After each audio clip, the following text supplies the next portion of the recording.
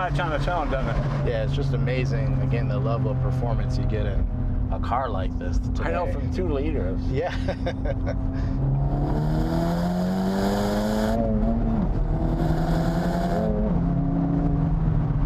Yeah, I mean, it's a perfect family car with a guy who likes his enthusiast, but he's, you know, just has one car for the family and everything, and this kind of does it all. Yeah, checks a lot of boxes.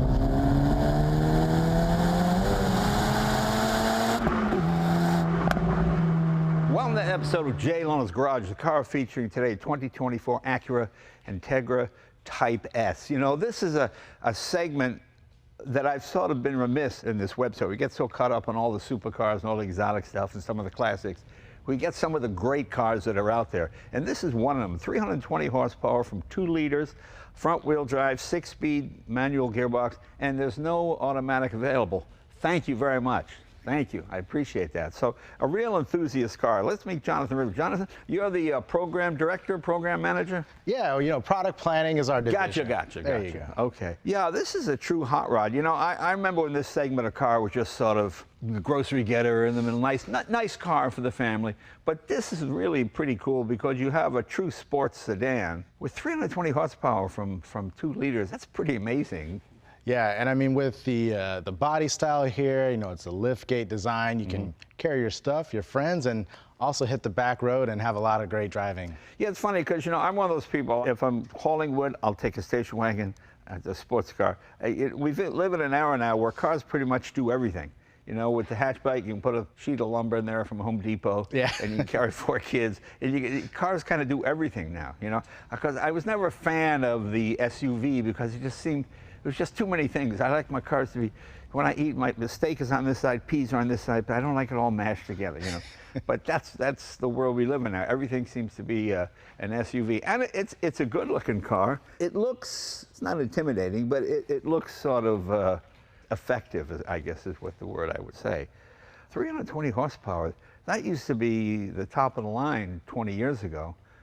And now it's just sort of, okay, this is where we start, you know, so it's pretty amazing. What is the natural competition for this car? Would it be, what else is in this segment? So, yeah, it is a smaller segment, but, you know, we're going to look at things like the Audi S3, right, the BMW M235i, CLA 35 AMG, so kind of small, sport, compact segment on the premium side. And, you know, given, like you said, it being a 6-speed manual transmission, it's the only one that offers that. And the thing I like about this car, like my NSX, it's an American car, all built in America, and not assembled in America, built in America. Because in the old days, to get around that, they would ship stuff in boxes, and the Americans put it together, and they call it an American car. But engine, everything is made right here, correct? Yep, built in Marysville, Ohio. So, right, yeah, that's actually, you know, Acura's home base for manufacturing. So all of our models are assembled and built in Marysville, Ohio. So. Yeah, so that makes it, for all intents and purposes, an American car, even though designed in Japan, but then built here, engine, everything else. So very cool. So, I mean, there's a lot going on, Jay. I mean, you know, like you said, you had a NSX, and so for us, you know, we brought back Type S, right? That was a moniker we used in the 90s to offer, you know, performance in the Acura brand. And so when we brought that on the NSX, that served as the halo. Right. But now NSX production is finished, and so this is kind of our new entry halo into the brand, right? So this is offering Type S levels of performance, like you were saying, for someone coming in, and you know, this car is priced at $50,800. That's MSRP. So it's a very attractive pricing to, you know, come in and get, like you said, 320 horsepower. Even have a limited slip differential to help put that power down up front, and so. It's a lot of performance for the money and for what you're getting, but it's staying true to the Type S branding. Yeah, I can remember when the Italians went to front-wheel drive with the Lancia years ago, and they said you could never put more than 200 horsepower through the front wheels because of torque steer and everything. And then Oldsmobile came out with the Tornado with 370 horsepower. That blew that out of the water. And I have to admit, I've always been kind of a rear-wheel snob, you know, but then I've driven a few front-wheel drive sedans, and it's pretty amazing. The way the suspension is set up, you're not getting that torque steer. It's not pulling to the left to the right. You know, it's quite good. I haven't driven this yet, but I'm very anxious to try it. And I got to admit, it's a good-looking car. I mean, The interior is not that different from my NSX. Yeah, I mean, we tried to bring down a lot of those components from the Halo. So, we'll get to the engine here, but when you see that, it has this, red engine cover, which harkens to our NSX Type S. You'll see the ultra suede seats inside, so, like the NSX. Yeah. And so my NSX is one of the best built cars I've ever driven in terms of whether people like it or don't like it, that's just based on what you like. I like it a lot, but I'm amazed at how structurally sound it is. There's never any cowl shake, there's never any, you go over bumps, it doesn't feel like you're getting punched in the kidney, I mean, it's really solid, it revs all day long, plenty of horsepower, V6, a very impressive car, and I'm sure this is probably pretty much along the same line. Well, one thing that is really unique about this car, like you mentioned the chassis and the suspension, it has what we call a dual axis suspension geometry, which keeps the power, to the ground, no wheel hop, no torque steer. I think you'll see that when you drive it. But I mean, again, given that, where Integras used to be and Sport Compacts used to be, I mean, if you take a look at the wheel and tire package on this thing, Jay, there's 265, right. 30 ZR19 Michelin Pilot Sport 4S summer tires, massive 19-inch wheels, 9.5 inches in width, and then up front you'll see those massive 4-piston Brembo calipers up front. So, the chassis, the braking package, the wheel and tire package on this car is incredible for what you're getting in this segment. That's something I like about manufacturing. It's fairly recent that manufacturers like Honda will go to someone who makes what they consider a better brake. It's like, I guess they call it boutique engineering, where you pick the best of, you design your motor, your transmission. Brembo's probably better at brakes than we are. Let's go with Brembo, let's go. You don't get that. No, we make our, it just seems a bit laborious, and this way it's smarter. Plus it gives the car a certain cachet. You've got the Italian brakes with the Japanese, I like it. I think it's very cool. Now the base Honda version of this is what, 190 horsepower with this motor? So the standard Acura Integra is 200 horsepower. Okay, 200. 192 pound-feet of torque. Okay. So it's a significant upgrade, going to the Type S. So. And this is the first year with 320 horse, right?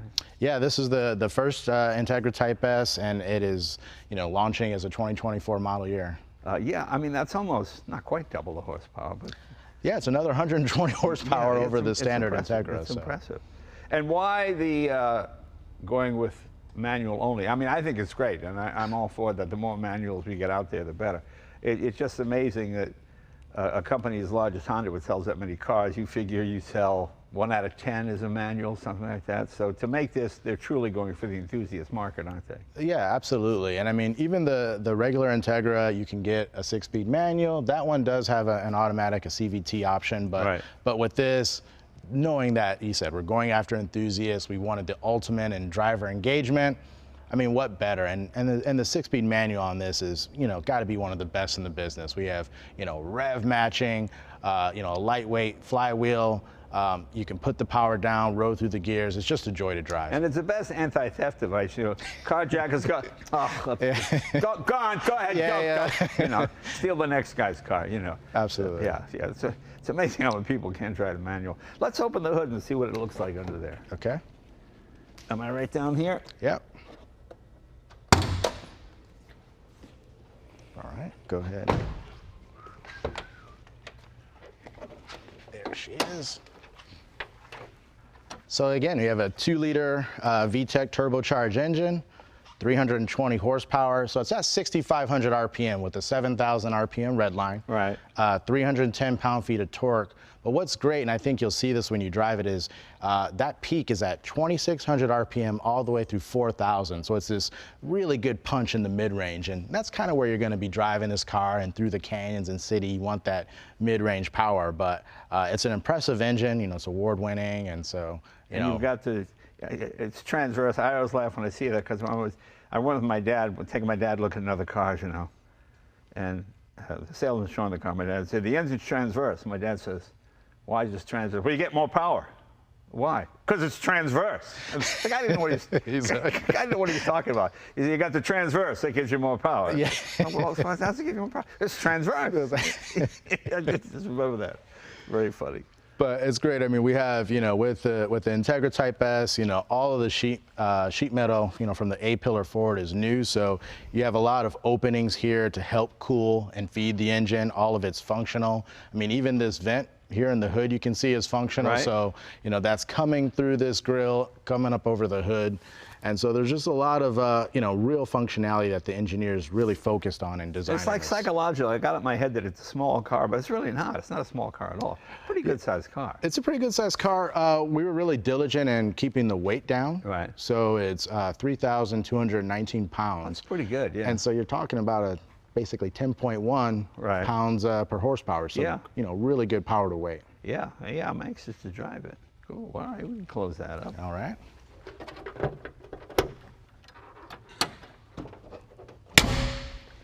So out back is maybe one of my favorite angles, Jay. Yeah. So we've got these triple exhausts out there. There's 3 4-inch finishers lined up. Maybe. Oh, that does look good. That looks good. Yeah, I like that. So I mean, it's a really, really unique character. Makes this car look like nothing else on the road, and it sounds good too. Can you adjust the sound from inside? Is there sport mode and all that? So we have different drive modes, and what's nice is in the exhaust itself is an active exhaust valve. So Right, okay. that opens and closes and changes given the drive mode that you're in. Wheels are nice as well. Are these unique to the S? Yeah, unique to the S. Again, 19 inches in size, 9.5 inches in width. So some really, really, big wheels and tires. And again, to have 265 at all 4 corners on a car like this, it gives you excellent grip. Yeah, you've got some. Yeah, plenty of room in the back as well. 4-seater positioning, so you can have your your friends in the back. There's child latches. Take your, I have a young son, so I want to take him to Cars and Coffee. And How old's so, your son? He's turning 8. So Oh, okay. Oh, a big car guy? he loves cars, right? Oh, good. So Good. Well, I got some Hot Wheels. I'll give them to you. okay. Yeah, cool. Well, I'm anxious to take this for a ride. Let's see how she goes.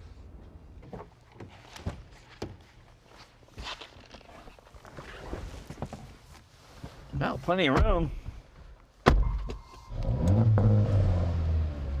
What do we get the engine noise? Let's see here. So let's go to Sport Plus. There you There you go. Sounds good.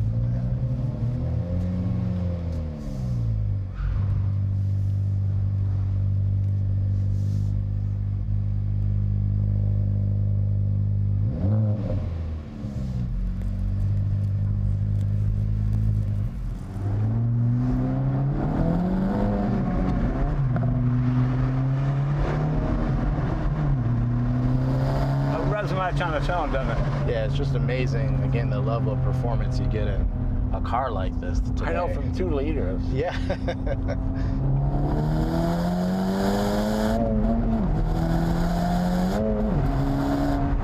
Well, that's about as nice a gearbox as I've driven. I'll drive a supercar, which I'll remain nameless. Okay. And it was so notchy, it'll take a while to break in. But this is just everything click, click, click, very nicely dialed in. There's nothing more annoying when you're driving a manual car when you feel like you're pulling against something to get it to click in, Yeah, I think our engineers, they focus on the pedal position, the placement. The clutch isn't too heavy, right? No, clutch not heavy at all. Yeah, I don't mind that. But when you drive some early '60s Lamborghinis and stuff like that, they'll tell you go first to third because the oil's got to get warm, or you're just not going to get it in second. I mean, it's all these little rules. Yeah. And I mean, just there, you got on it pretty good, and I mean, front wheel drive, no problems, it's right? nice. Yeah.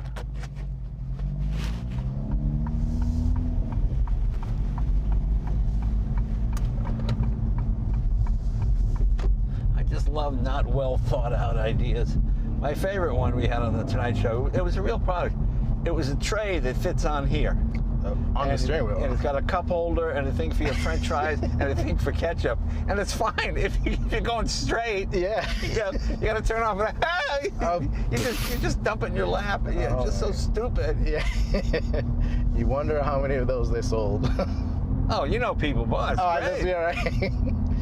I guess the idea is if you're sitting in the parking lot and you're eating, but who does that? Right.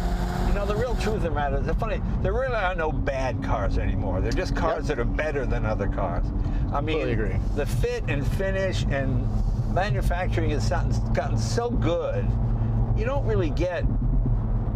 Well, you can still get a lemon because of some electronic fault or something. But Sure. in terms of mechanical stuff not working, I mean, when I was a kid, you got a new muffler every 2 years, 3. Especially you lived in the East, like Michigan or Massachusetts or something like that. Yeah. It just rotted out. Now it's stainless steel, last life of the car. When was the last time you saw a muffler shop? Yeah. It don't even exist anymore. Well, and to your point, I mean, the cars have so many ECUs and things like that now. Yeah. I mean, it's not just get under the hood and wrench away anymore. I mean, Yeah. although this car is somewhat friendly in that regard, but there's a dozen computers in here to control the adaptive suspension, to control the rev match for the manual. Yeah. So, Nice steering wheel, nice size, nice feel to it. okay. We have through the dealers, we have lots of accessories. You can get that in a suede as well. Right. So that's nice. My trouble with suede is I'm always working on cars. Then you grab the steering. Oh, now the suede is all, it's all greasy and it's, Yes. The maintenance is a lot. Yeah.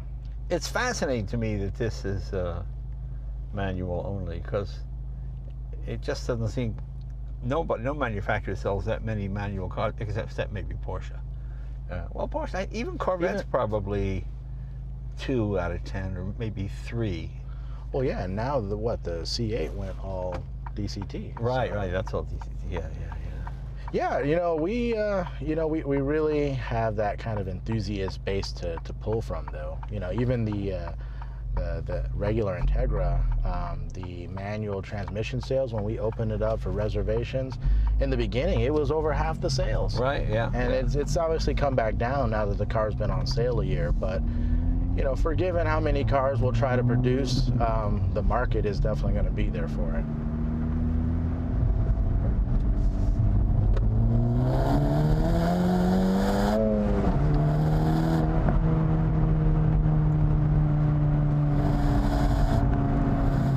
The mid-range is really great. Okay. In the old days, it was kind of fun waiting for the turbo light. Yeah. And then it kicks in. You feel like you added another gear. Right. Well, again, we're driving the Sport Plus right now, so that means the adaptive dampers are in there. Right. This is the roughest setting, which isn't so bad if you were to have it's what I like. I like this setting. Steering is a little bit heavier in this setting. Is this hydraulic or electric steering? It is electric. Okay. But the EPS tuning has gotten so good. Yeah. This is what Mr. Honda would have liked. I hope For a so. while there, back in the 90s, suddenly it was disc in the front, drums in the back again. It's like, why are we going backwards here? Well, This decontenting kind of thing that was popular for a while. But now we're back to just pure engineering. We're just happy because there's a lot of excitement for this car. The standard Integra, won North American Car of the Year. Right. It's been selling great. The customers are happy. So, now bringing all that, having that great foundation to start with, there's a lot of excitement for this.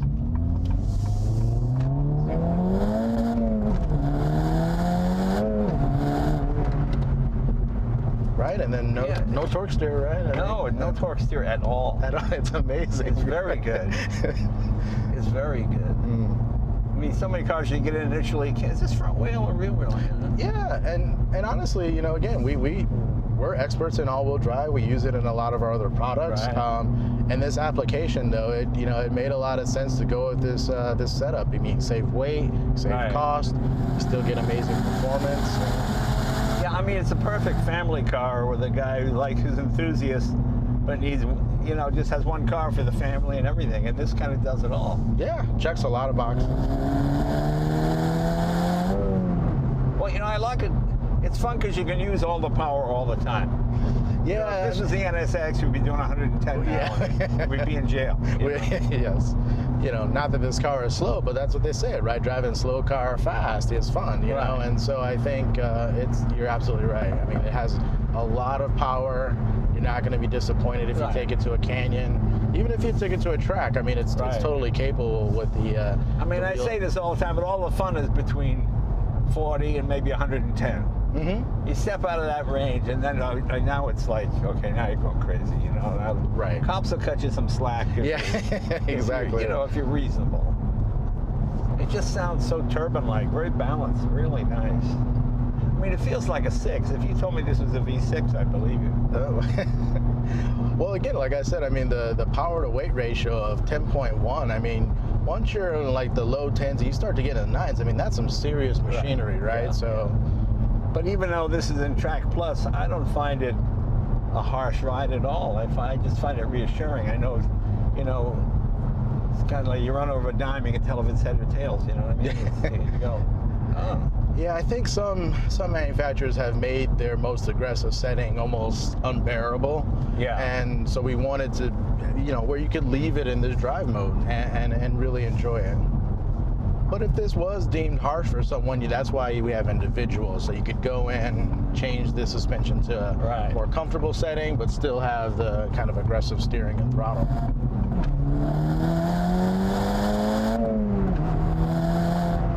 You know, I like the traditional analog instruments because sometimes I don't want to have to look. If I know that the yellow needle's here, I know I'm going over 60 or 70. Mm-hmm. You know, same thing with the tach. A lot of people have just a screen with a bar going this way, and I actually have to take my eye off the road to look to see what it's doing. So I like the traditional analog instruments. I like the fact that it's not all touch screen. I think we're getting away from that. You know, I think we're done with, that's like, your car is ajar. Remember those? Yeah. Your door is, but listen, Pop, the car talks to you, you know? Okay, that was fun for like a week, you know? Right.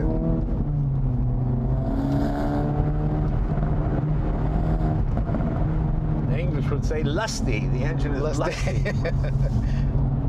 Yeah, it's a good mix of analog and digital, I think. See, if they made a little two-door coupe, a little low, you know. Yeah.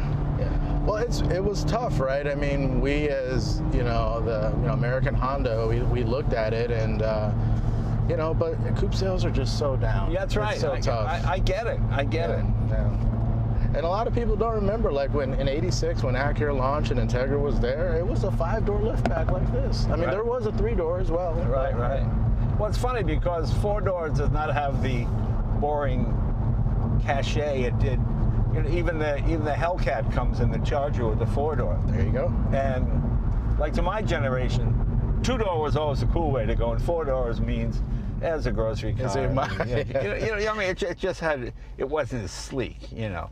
Now it all seems to be about functionality, and this car can be all things to all people, you know. Yeah. You can put 4 or 5 people in it. You can carry plywood. You can do anything you want with it. I love this gear shift linkage. It's very nice. Mm-hmm. Well, and from the regular Integra, we strengthened the internals. You know, as a lighter flywheel, everything was tuned for this car, and so. But people just have no idea how much work and research goes into getting it to shift just like that. Just like that. You know, you just touch your fingers, apply a little bit of pressure, and it goes into the next gear. Just so many gearboxes, you're just fighting it all the time. You know, you're putting in lighter fluid, not lighter fluid, you're putting in a lighter gearbox oil, you know, or lubricant.